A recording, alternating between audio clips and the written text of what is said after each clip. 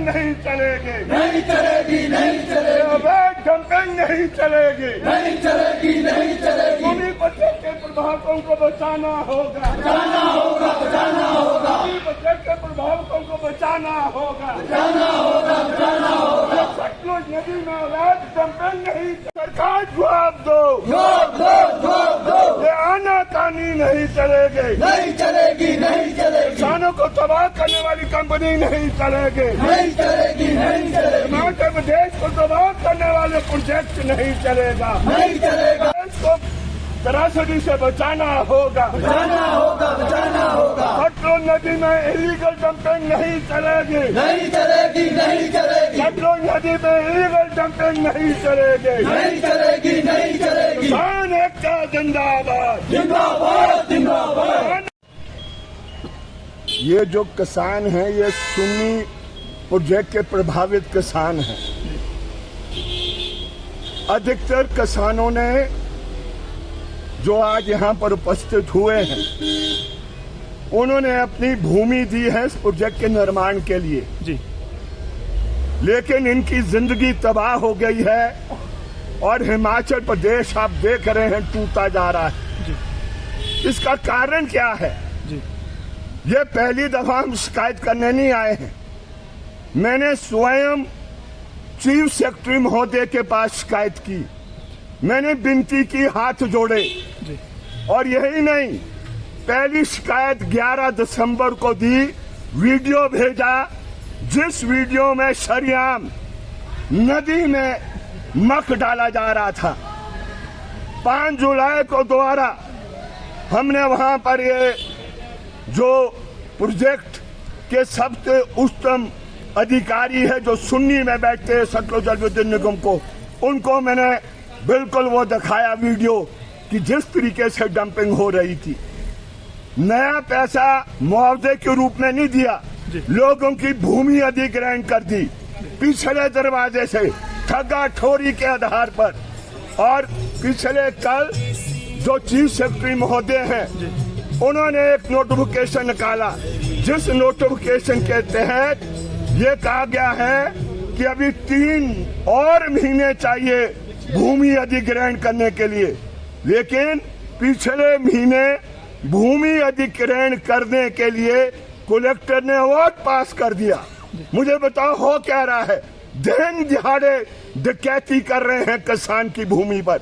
हम इन लोगों ने कुर्बानी दी है इस प्रोजेक्ट को बनाने के लिए, बेघर हो गए हैं, सारी जमीनें चल गई है और बिसाने के लिए 4 विषय दिए जा रहे हैं।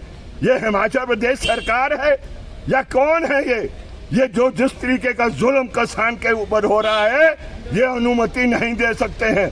आज तो हम इस प्रश्न के लिए को आए हैं कि अब हम बर्दाश्त नहीं करेंगे।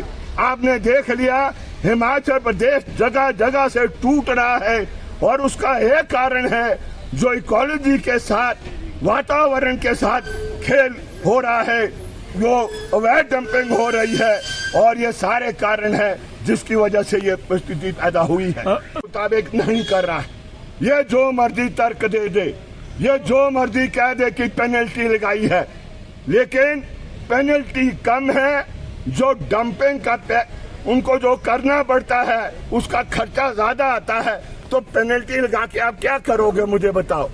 वो तो एक जो पूरे कॉस्ट का एक आप समझ ले छोटा सा तिनका है, छोटा सा अमाउंट है। इसलिए हम समझते हैं कि बड़े सख्ती से पोल्यूशन कंट्रोल बोर्ड को आना है और उसके काम को खड़ा करना है अगर इस तरीके का वो करते। और आप जानते हैं ऋत्विक कंपनी कौन है?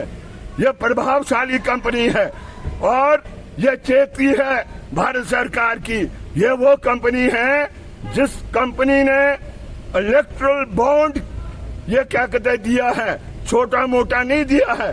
कितना दिया है शास्त्री जी ने? 45 करोड़ रुपया दिया है घूस इस प्रोजेक्ट को लेने के लिए।